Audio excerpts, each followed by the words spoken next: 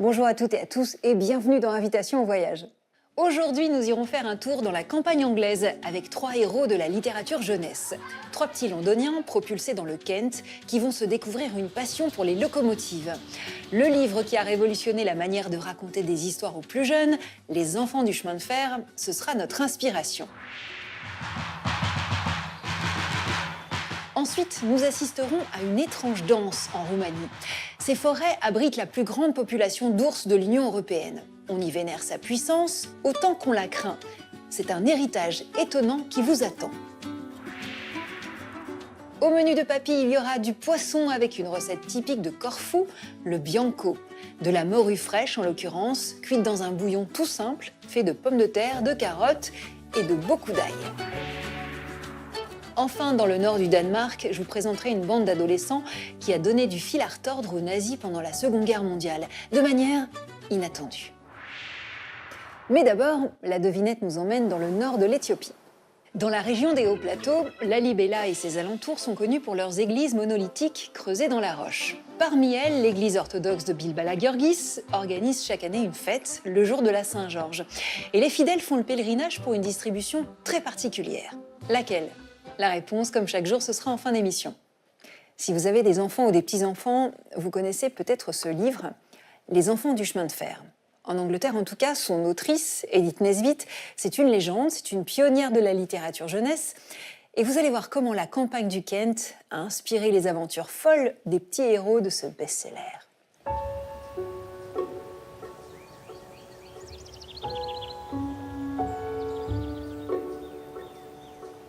Dans le Kent, une jeune Anglaise observe la construction d'une gare au milieu d'un paysage encore rural, paisible, presque figé. Edith Nesbit a 17 ans. Elle ignore que dans 30 ans, une ligne de chemin de fer fera d'elle l'une des grandes pionnières de la littérature jeunesse. Dès sa publication en 1906, Les enfants du chemin de fer marquent un tournant. L'histoire de 3 petits londoniens contraints de s'installer dans la campagne du Kent à la suite de l'emprisonnement de leur père rompt avec les conventions de l'époque. Fini le ton moralisateur, Edith Nesbit adopte le point de vue des enfants, leur logique. Une révolution dans la manière de raconter l'enfance.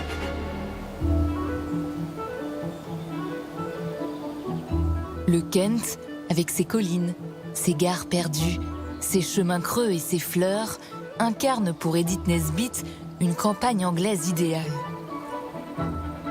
Originaire de Londres, orpheline de père à l'âge de 3 ans, elle connaît une enfance instable, marquée par les déménagements successifs. Edith Nesbit n'a jamais vraiment eu un endroit qu'elle pouvait appeler sa maison, avant que sa famille ne s'installe à Halstead, quand elle avait 11 ans. Ici, comme ses frères sont scolarisés et qu'elle perd sa sœur à la fin de l'adolescence, elle passe beaucoup de temps seule. Elle s'est donc éduquée elle-même. Elle lit, écrit, se promène dans la campagne et s'imprègne de sa beauté. Mais la famille a fini par retourner à Londres. Pour Edith, ce départ est une vraie blessure. Dans le roman, Roberta, Peter et Phyllis sont eux aussi des enfants déracinés. Ils quittent Londres après la disparition mystérieuse de leur père et s'installent dans un hameau isolé. La campagne devient leur royaume. La campagne du Kent façonne les enfants, dans la mesure où elle leur offre une plus grande liberté. Ils peuvent s'y promener sans surveillance et vivre leurs propres aventures. Au lieu d'être à l'école, éduqués et formatés dans une forme de savoir spécifique, ils jouissent d'une autonomie bien plus grande que dans leur vie ordinaire. À la sortie du roman en 1906, Edith Nesbit a 48 ans. Elle vit modestement de sa plume, publiant des histoires pour enfants dans les journaux. Avec son mari Hubert Blend, un écrivain plus volage qu'inspiré, elle élève leurs 3 enfants, mais aussi 2 autres nés d'une liaison de ce dernier. Les Blend menaient une vie de famille peu conventionnelle, tout comme les gens qui les entouraient. Ils cherchaient de nouvelles manières de vivre, en rejetant certaines conventions victoriennes, les normes rigides des relations et de la vie familiale. Nesbitt a passé de nombreuses années à élever des enfants, à observer les relations entre frères et sœurs, leur mise en scène, leurs disputes. Elle décrit les enfants avec justesse, en montrant qu'ils ne sont pas toujours gentils, sages ou adorables. Parfois, ils se chamaillent, ils se disputent. C'est peut-être aussi cela qui fait d'elle une autrice moderne pour la jeunesse. La mère du roman, sobrement nommée Mother, est le double littéraire d'Edith Nesbitt. Comme elle, Mother fait vivre le foyer tant bien que mal grâce à ses récits. Parfois, elle agitait l'enveloppe en s'écriant « Hurrah, hurrah ! Enfin un éditeur intelligent. La preuve, il a aimé mon histoire. » Ces jours-là, il y avait de la brioche au goûter. Pour les enfants, l'attraction principale de la campagne est la voie de chemin de fer. Ils rôdent autour de la gare et observent les wagons passer. Chaque train en partance pour Londres devient un messager, le dernier lien tangible avec leur ancienne vie et avec leur père disparu dans la capitale.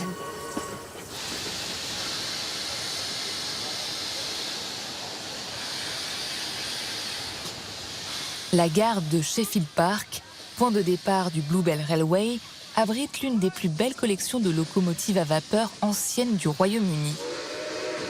Ce chemin de fer touristique fait revivre l'âge d'or du rail avec ses quais d'époque, ses panneaux émaillés et ses trains restaurés qui traversent la campagne anglaise. Les enfants ne pouvaient s'empêcher d'aller à la gare. Ils avaient vécu toute leur vie dans une rue animée où passaient à toute heure calèches et omnibus, sans compter la charrette du boulanger, celle du boucher et celle du fabricant de bougies. Dans le profond silence de la campagne endormie, la seule chose qui passait, c'était les trains.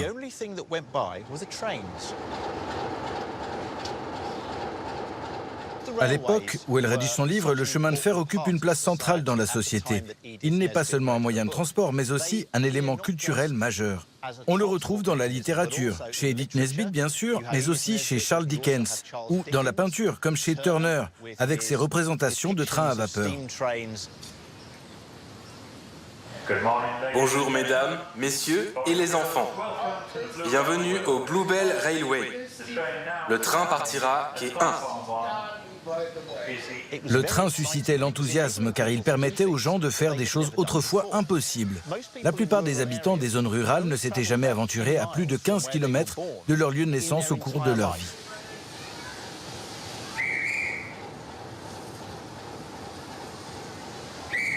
À la gare, les enfants se lient d'amitié avec Perks, le porteur de bagages qui a l'avantage de ne jamais se lasser de répondre aux questions qui commencent par « Pourquoi ?». Et des questions sur le fonctionnement de la station, les enfants en ont à foison. La manière dont Edith Nesbitt décrit la gare dans son livre a quelque chose d'un peu utopique. Mais il faut dire que le personnel des gares faisait vraiment partie de la communauté. Une fois leur service terminé, ils allaient au pub du coin ou jouaient dans l'équipe locale de cricket. Ils y retrouvaient les mêmes personnes qu'ils croisaient à la gare. Aider les voyageurs, c'était en quelque sorte aider leurs voisins. Ils formaient un véritable maillon de la vie locale. Les trains dans les yeux des enfants se transforment en dragons capables d'apporter des nouvelles ou de déclencher des aventures. La gare se métamorphose ainsi en lieu d'apprentissage, de rêve et d'espoir.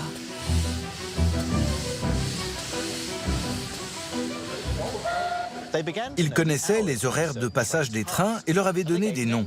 Le 9h15 était le Dragon Vert, le 10h07, le Serpent Géant. L'Express de nuit, dont les crissements les réveillaient parfois, avait été baptisé le Voleur de nuit. C'est Peter qui avait trouvé son nom alors qu'il le regardait passer depuis la fenêtre de sa chambre.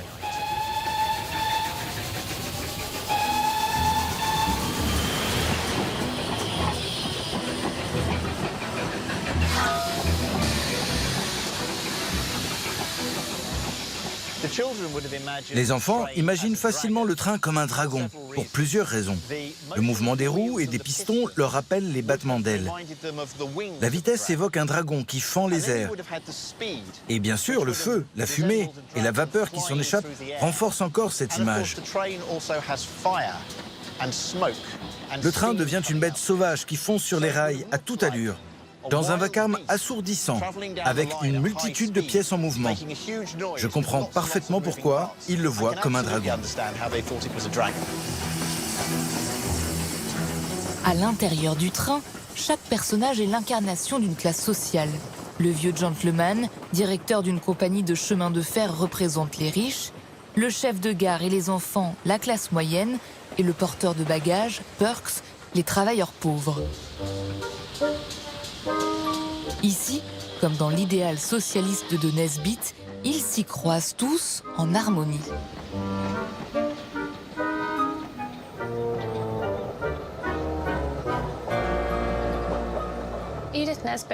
Avec son mari, Edith Nesbitt fait partie des membres fondateurs de la Fabian Society, un groupe de socialistes issus de la classe moyenne, fondé à la fin du 19e siècle. Les Fabian croient à une réforme progressive de la société, par la loi et l'influence politique, plutôt que par la révolution violente. Ce mouvement joue un rôle déterminant dans la création du Parti travailliste britannique. Il contribue alors à faire adopter de nombreuses réformes sociales majeures. La réduction du temps de travail, l'accès gratuit à l'éducation, des mesures de santé publique. Autant de changements qui améliorent concrètement la vie des gens. Dans l'Angleterre rigide du début du XXe siècle, où l'État-providence n'existe pas, Edith Nesbitt glisse subtilement ses convictions au fil des pages. Un jour, Perks, le porteur, reçoit pour son anniversaire des cadeaux de la part des enfants et des habitants du village. Mais au lieu de s'en réjouir, il est d'abord blessé. Il pense qu'on l'a prise en pitié, qu'on lui fait la charité. Vous êtes allé raconter à tout le monde que nous avions du mal à joindre les deux bouts? Vous avez répandu la honte sur ma famille. Reprenez tout ça et allez le rendre.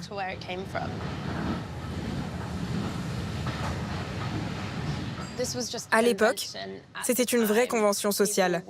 Les gens avaient honte que les autres pensent qu'ils avaient besoin d'aide. La mère des enfants leur dit de ne pas demander d'aide aux autres, mais ils le font quand même. Et cela s'avère toujours être la bonne solution.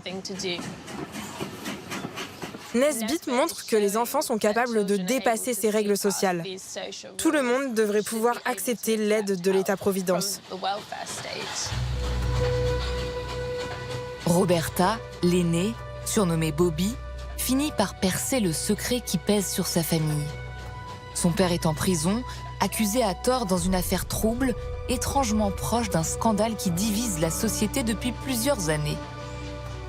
Les hommes qui s'étaient présentés à la maison, le soir où Père s'apprêtait à réparer la locomotive de Peter, étaient des policiers venus l'arrêter. Il était accusé d'avoir vendu des secrets d'État aux Russes. On le soupçonnait d'être un espion et un traître. Il y eut donc un procès.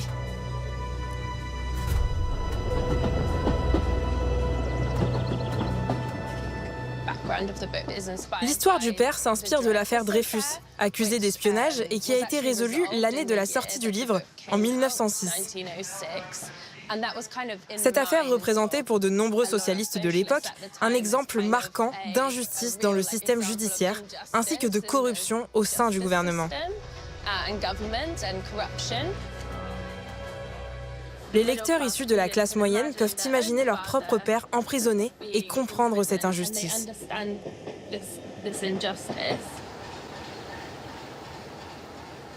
Dans l'univers d'Edith Nesbitt, les enfants n'attendent pas les adultes pour réfléchir, agir ou prendre les bonnes décisions. Ils sont même capables d'empêcher un train de dérailler. De tous, c'est Bobby qui se montre la plus futée et la plus courageuse. Edith Nesbitt était une féministe complexe. Elle s'opposait au droit de vote des femmes. Pour elle, la place des femmes était à la maison, auprès de leurs enfants. Mais pour moi, ça reste un livre féministe, car il y a beaucoup d'exemples où les filles font ce qu'elles veulent. Son féminisme au sein du foyer est tout de même une forme de féminisme. Elle voulait montrer aux enfants, y compris aux filles, que tout était possible, car les enfants sont évidemment la génération du futur, les citoyens de demain.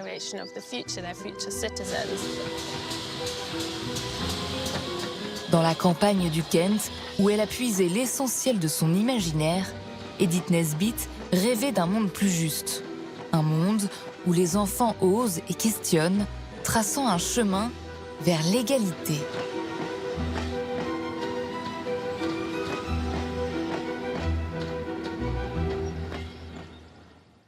Thomas Chauvineau prend le train jusqu'à Oxford, lui. Il paraît que cette ville a eu le taux de criminalité le plus élevé d'Angleterre. C'est le clin d'œil. C'est la ville qui abrite l'une des plus prestigieuses universités du monde, Oxford. Emma Watson la sorcière, Hugh Grant l'éternel BG ou Tolkien, le seigneur du Seigneur des Anneaux sont passés par là. Un endroit bien sous tout rapport, a priori. Pourtant, Oxford a connu le triste privilège d'être la ville anglaise au taux de criminalité le plus élevé du pays. 4 à 5 fois plus important qu'à Londres. Ces façades gothiques, derrière lesquelles Bill Clinton a avoué avoir fumé un pétard, ont aussi abrité de dangereux criminels.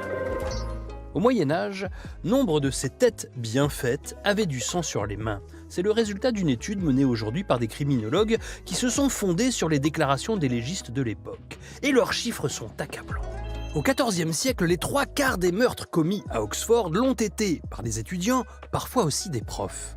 Quant aux victimes, elles appartiennent également pour l'essentiel à cette catégorie. Mais qu'est-ce qu'ils foutent à la fac? Ils apprennent à tremper leurs épées dans l'encrier? Leurs profs sont les ancêtres de Charles Manson ou Jack l'Éventreur? Les criminologues ont d'autres hypothèses. Il faut les imaginer, ces petites têtes blondes qui débarquent à Oxford. Ils ont 14-15 ans, les hormones en ébullition. Ils quittent papa et maman pour la première fois et se retrouvent dans une grande ville, dans des logements surpeuplés, avec la joie des tavernes et des filles qu'on y croise. Ils portent tous une dague à la ceinture. Un couteau qui sert en principe à manger, mais qui peut se transformer en arme mortelle, surtout quand on ne tient pas l'alcool. Une histoire de cœur, un regard de travers, mais aussi parce que l'un est anglais, l'autre irlandais, les motifs de querelle ne manquent pas, tout est bon pour s'embrocher. Jeu de main, jeu de vilain, disait ma grand-mère, tout ça à cause des garçons. Depuis le Moyen-Âge, évidemment, les crimes sont moins nombreux, meilleure organisation de l'espace public, meilleure gouvernance, disent les études. Nous proposons une autre hypothèse, ce sont les filles qui ont fait baisser le taux de criminalité quand elles ont eu enfin le droit d'entrer à Oxford en 1879. Direction la Roumanie maintenant, où vous risquez nettement plus de croiser un ours que Dracula. D'ailleurs, je suis pas sûre que l'ail et le crucifix soient efficaces si jamais vous tombez nez à nez avec cet animal. En tout cas, ils sont nombreux dans les Carpates à avoir côtoyé l'ours de très très près. J'ai pas assez de cheveux sur la tête pour compter combien de fois je l'ai vu. Tu t'arrêtes, tu te caches, tu t'enfuis, il n'y a rien d'autre à faire. Une fois, l'ours a grimpé à l'arbre là. On a abattu l'arbre et l'ours s'est échappé. Les chiens l'ont attrapé par le derrière. Lui, il avait mon mouton dans la gueule. Si l'ours débarque, tu fais quoi? Tu lui balances une poignée de merde dans la gueule. Mais tu la trouves où, ta merde? T'en fais pas, il y en aura. Ça viendra tout seul. Au royaume de l'ours brun, rares sont ceux qui n'ont pas une histoire à raconter. Avec plus de 10 000 individus, la Roumanie compte la plus grande population d'ours en Europe. Dans les Carpates, l'ours ne peuple pas seulement les forêts, mais aussi l'imaginaire. Perçu autant comme un monstre que comme un allié, l'homme a depuis toujours cherché à s'emparer de sa puissance. Mais depuis quelques années, le pacte vieux de plusieurs siècles entre l'homme et l'ours semble se fissurer.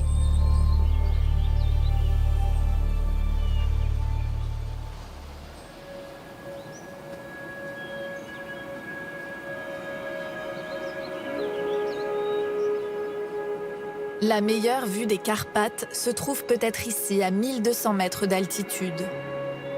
Dans le village de Peštera, tout n'est que crête, alpages et forêt. Pour 400 habitants, le territoire compte des milliers d'animaux. Un en particulier occupe tous les esprits. Pour moi, en Roumanie, l'ours est le roi des animaux et le plus intelligent. Après toutes ces années, je me suis rendu compte que l'ours réfléchit comme l'homme.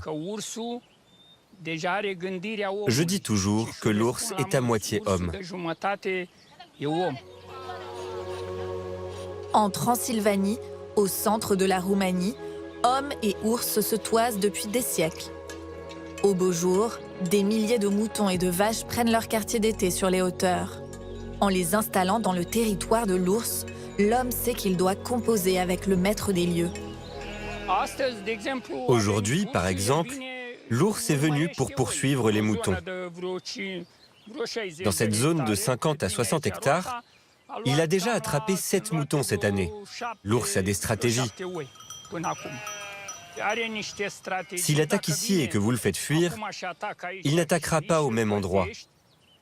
Il va se mettre à l'affût, vous observez. Et c'est seulement quand tout sera calme qu'il reviendra attaquer. Donc moi aussi, je dois changer de stratégie et le guetter depuis un autre endroit. Lorsque nous le voyons une fois, l'ours, lui, nous a déjà vus 10 fois.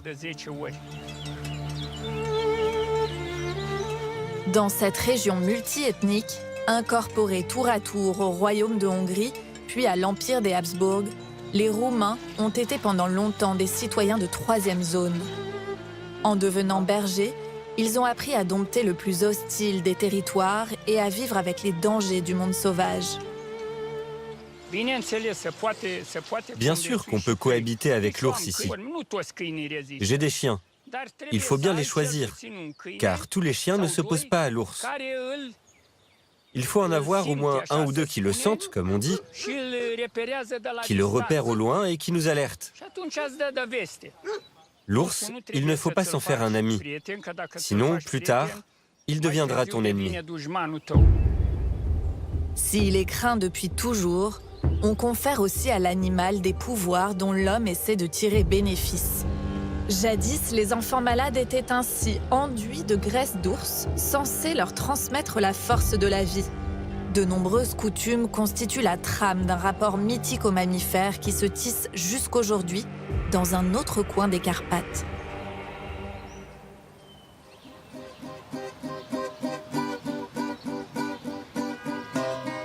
Dans l'est du pays, la petite ville de Komanecht vivait jusqu'à peu de l'exploitation forestière et minière. Ici, l'ours a toujours été une ombre familière. Redouté pour sa force, il fut vénéré comme une puissance tutélaire dans les sociétés anciennes. Au Moyen-Âge, les bestiaires médiévaux le situent à mi-chemin entre l'animalité et l'humanité. Même stature, même position debout, il suffit aux hommes d'enfiler sa peau pour l'imiter.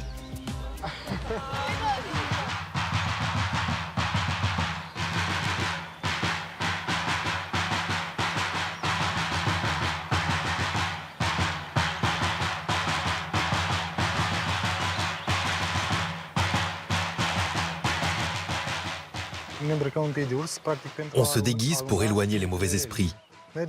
Nous allons de maison en maison. On dit que là où nous passons, l'année sera bonne.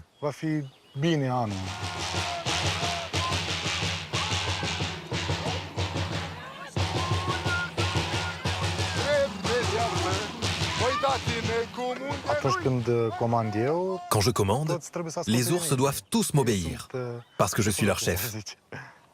Puis, quand j'ai fini de commander, je les laisse jouer un peu. Et c'est là qu'ils deviennent féroces et qu'ils se comportent de façon sauvage. Je les laisse faire ce qu'ils veulent.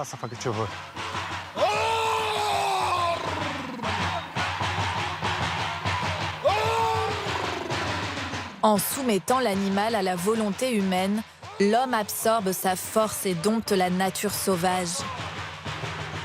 À l'image de l'ours capable d'enlever tout obstacle sur sa route, il se sent ainsi armé pour surmonter les difficultés de l'année à venir.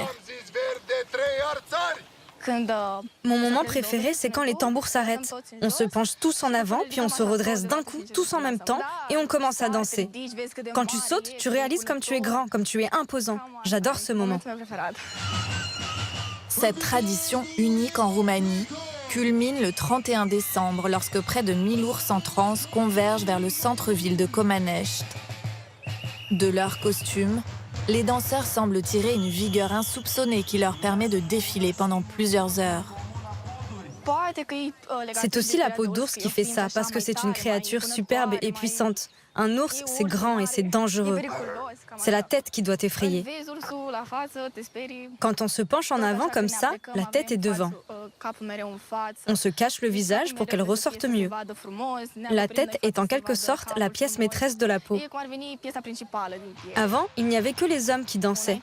Puis, de plus en plus de filles se sont mises à participer et peu à peu, les garçons se sont mis à l'écart. Les filles sont maintenant majoritaires dans la danse de l'ours. En se mettant dans la peau de l'ours, les femmes ont acquis son pouvoir. Je suis devenue une ours. Symbole de puissance, l'ours devient au XXe siècle un véritable attribut du pouvoir roumain.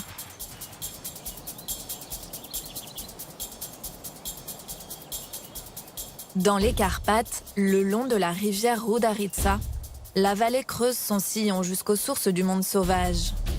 Sur ce territoire dont il n'est pas maître, l'homme avance l'oreille aux aguets et les yeux grands ouverts. Croiser l'ours, c'est toujours frôler une frontière, celle de la peur et d'un instinct enfoui qui, soudain, refait surface. Sur un terrain de chasse de 13 à 15 000 hectares, je pouvais connaître une trentaine d'ours. Je les connaissais à la perfection. Pendant 30 ans, Moșu Secarea a arpenté ces forêts de jour comme de nuit, souvent à la belle étoile.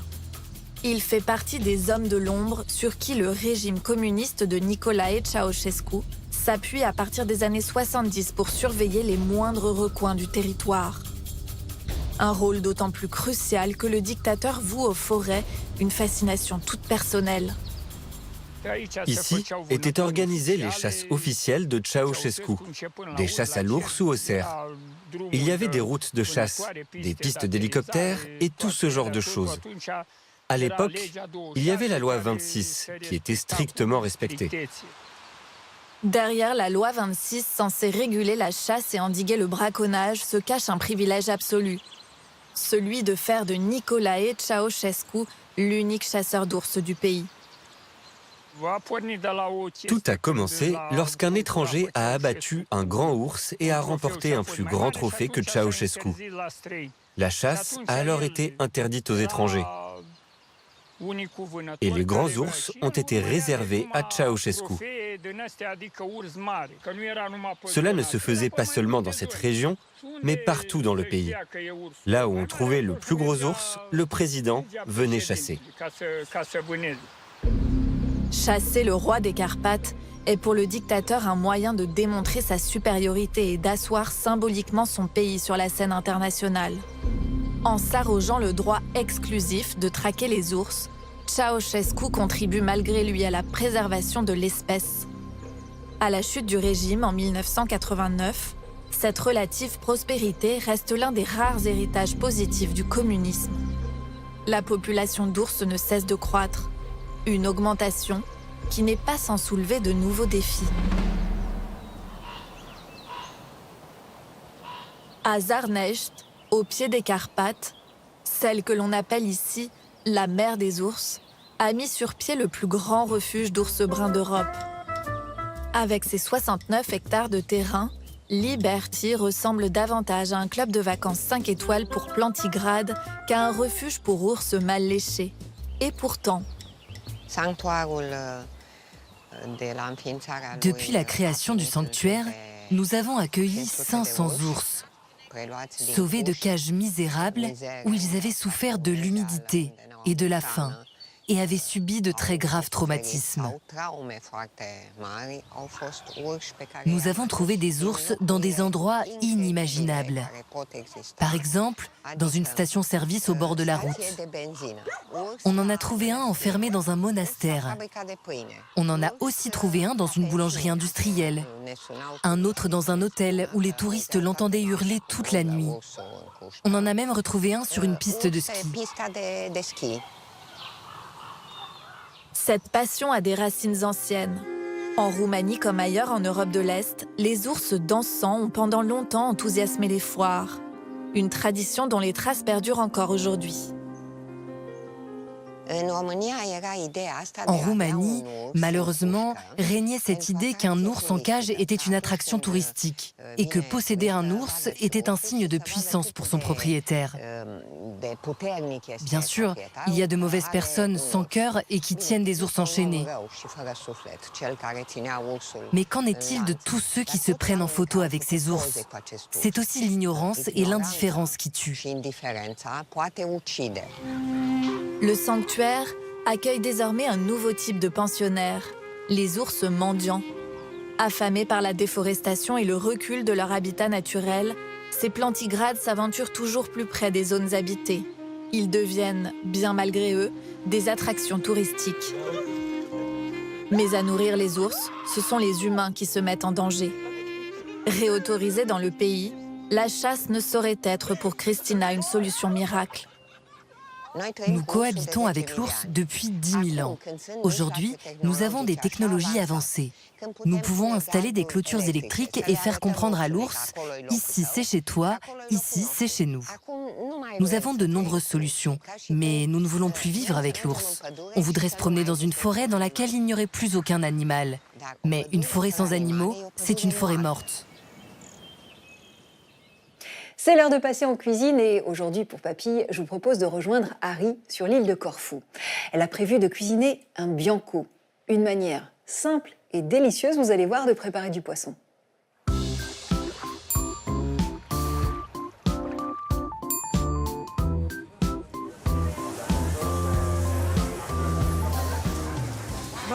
Je peux goûter? Bonjour. Je m'appelle Harry Cardona. Je suis originaire de Corfou et là nous sommes au marché de la vieille ville. Nous sommes ici car je vais vous préparer le bianco, un plat traditionnel avec de la morue fraîche.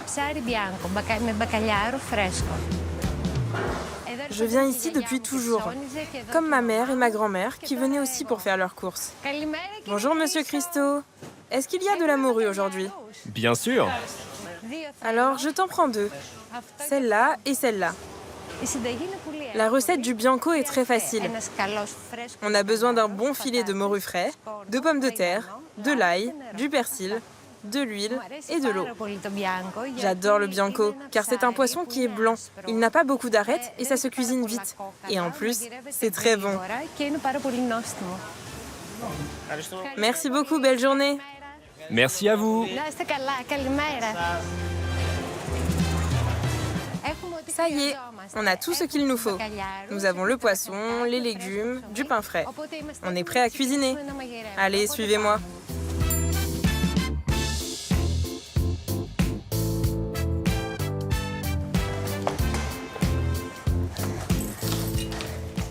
Bienvenue à la maison.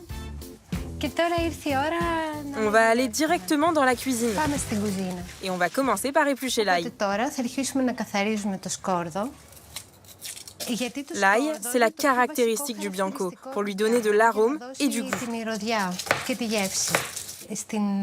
À Corfou, comme dans toute la Grèce, on utilise beaucoup cet ingrédient parce qu'on pense que c'est un produit magique qui fait beaucoup de bien à notre santé. Après l'ail, on épluche des pommes de terre. Maintenant, on va ajouter un peu d'huile d'olive dans le faitout et faire revenir l'ail.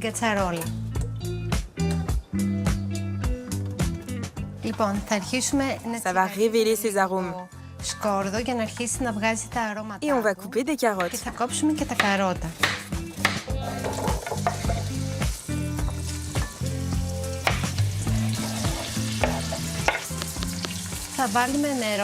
Là, on va ajouter de l'eau pour faire cuire le tout ensemble. C'est ça le secret. C'est que les pommes de terre cuisent avec les carottes. Et on ajoutera le poisson à la fin. Ça commence déjà à sentir très bon. Autre secret, versez beaucoup de jus de citron quand la recette sera terminée. Le plus important dans le bianco, c'est de trouver du bon poisson frais et d'avoir de bons produits comme l'ail par exemple.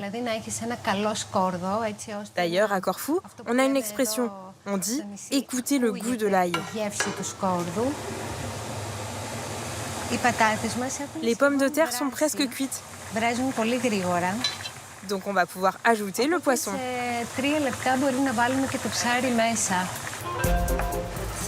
Pour le bianco, il faut couper une tranche de citron et la mettre à l'intérieur.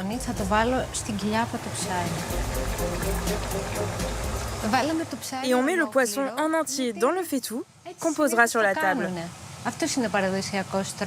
Comme ça, chacun peut se servir autant qu'il le souhaite. C'est comme ça qu'on sert ce plat ici.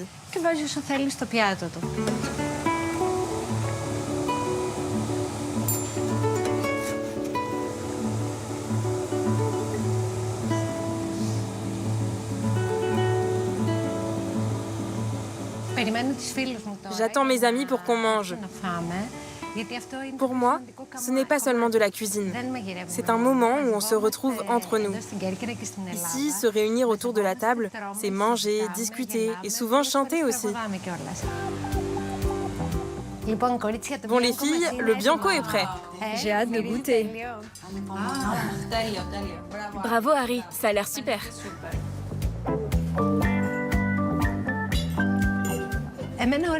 Moi, ça me paraît bon, mais on doit demander aux filles.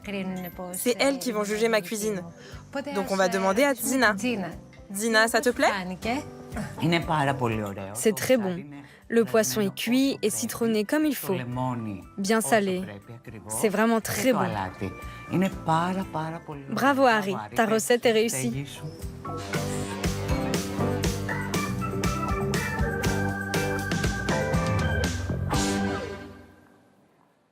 Aux âmes bien nées, la valeur n'attend point le nombre des années. Vous connaissez cette citation, j'imagine, elle est de Corneille. Eh bien, vous allez voir que de jeunes Danois en ont été l'illustration parfaite. C'est l'histoire inattendue. Au Danemark, terre des contes d'Hans Christian Andersen, la désobéissance de quelques enfants d'Aalborg montra à tout un pays qu'enfreindre les règles, c'est parfois gagner sa liberté.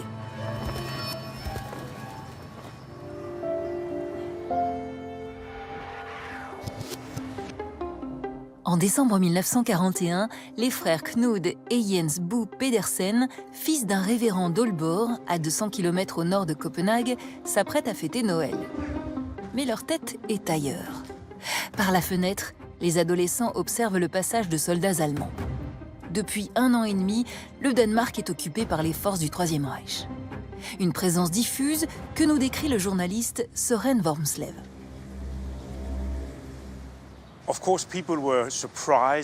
Bien sûr, les Danois étaient surpris et choqués par l'invasion. Mais dans les premiers mois, la majorité suivait la ligne du gouvernement. Ne rien faire. On regardait passer les événements sans réagir.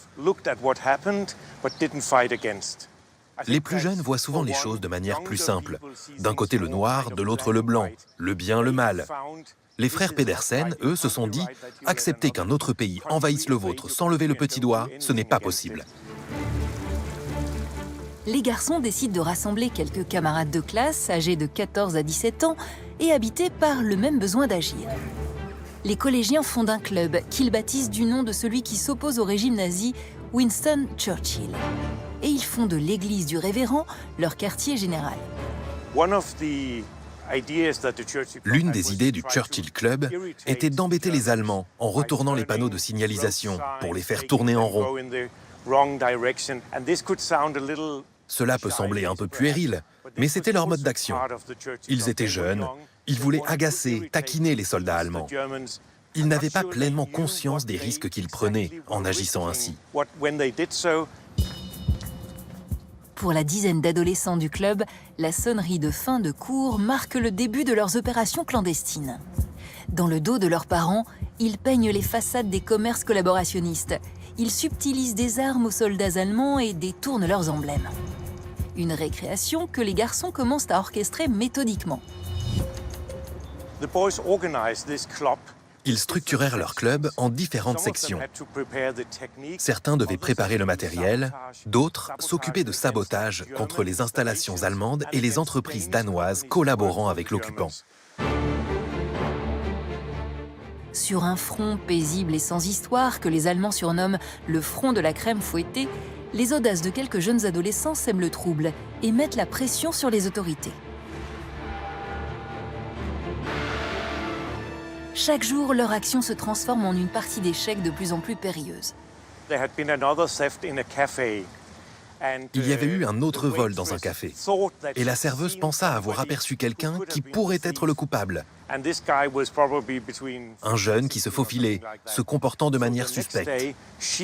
Le lendemain, elle se posta avec un policier, et quand Knud, le plus âgé des deux Pedersen, sortit, elle fit un signe. C'était le signal. Nous pensons que c'est lui. Il fut arrêté et donna les noms des autres membres du club. Tous furent appréhendés par la police avant la fin de la journée. Le 17 juillet 1942, les adolescents sont reconnus coupables de 23 délits et condamnés à des peines allant de 18 mois à 5 ans de prison pour les plus âgés. Dans un pays sans mouvement de résistance organisé, la nouvelle de leur arrestation choque. Mais derrière les barreaux, les jeunes du Churchill Club gardent intacte leur détermination.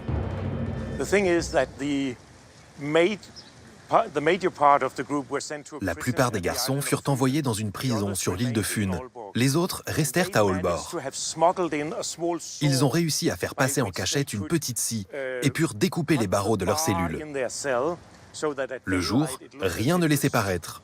Mais la nuit, ils pouvaient se faufiler dehors et sortir pour continuer leur sabotage.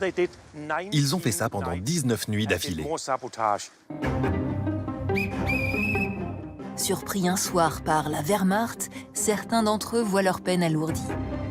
Mais l'âge des membres du Churchill Club joue en leur faveur.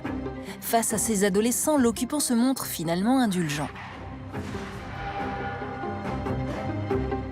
En 1944, toutes les têtes brûlées retrouvent la liberté dans un Danemark toujours occupé. Sous haute surveillance, leurs mains sont désormais liées, mais leur histoire inspire. Elle traverse même l'Atlantique. Aux États-Unis, elle est adaptée en comique, The Boys Saboteurs, et sert d'outil de propagande. Dans leur pays natal, leurs exploits ont semé les graines d'une résistance désormais organisée.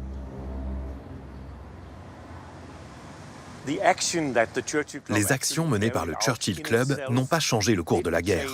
Il s'agissait de petits vols, de quelques sabotages, mais ils ont montré qu'il existait une autre manière de réagir, au lieu de se contenter d'accepter la présence allemande. Et c'est, je pense, la raison principale pour laquelle l'histoire du Churchill Club est restée célèbre. Ils ont été les premiers, alors que tous les autres pensaient autrement, à montrer qu'il y avait une autre voie. Après la guerre, le 14 octobre 1950, les garçons ont l'honneur de rencontrer leur idole, le vieux lion lui-même, Winston Churchill. De retour à Aalborg, ils reprennent le cours de leur jeunesse, non sans avoir laissé aux adultes une leçon de courage. À l'entrée du monastère, une plaque indique que c'est ici qu'a été fondé, en 1941, le tout premier groupe de résistance du Danemark. On peut y lire une citation. « Ce n'est qu'à travers l'action que la vie prend son sens. » Ces mots viennent de Hans Christian Andersen, le célèbre conteur danois, écrit dans un autre contexte. Mais placé ici, il symbolise parfaitement l'idée centrale du Churchill Club. Seule l'action donne sens à la vie.